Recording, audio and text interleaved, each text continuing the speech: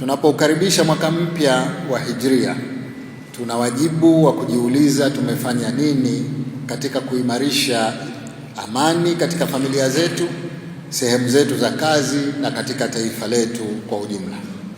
Tunapaswa tuwe watu wa kusameheana, kusaidiana na kujenga maelewano. Katika aya ya 10 ya Surat Hujurat, Mwenyezi Mungu anasema, hakika waumini ni ndugu, basi patanisheni baina ya ndugu zenu.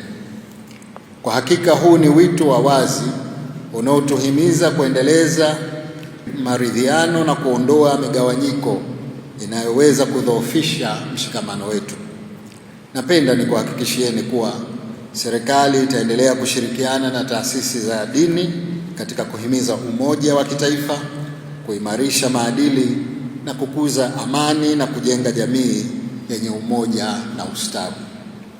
Serikali inatambua na kuthamini kazi kubwa na nzuri inayofanywa na taasisi za dini katika kuhimiza amani, umoja na kuhimiza maadili mema katika jamii yetu, hatua ambayo ni msingi muhimu wa maendeleo na mustakabali mwema wa taifa letu. Ni vyema tukakumbushana juu ya malezi mema ya vijana wetu. Tuwalee watoto wetu katika maadili mema ya Kiislamu ili waje wawe raia wema watakaoendeleza amani tulionayo katika nchi yetu.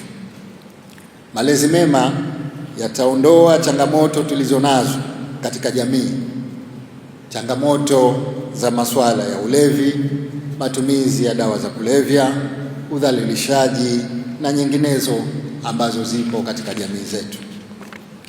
Napenda kutoa wito kwamba tunapoanza mwaka mpya wa Kiislamu wa 1448 Hijria, na waomba wananchi wote wa Zanzibar na Tanzania kwa ujumla kuufanya mwaka huu kuwa mwaka wa maridhiano, ustahimilivu, upendo na mshikamano.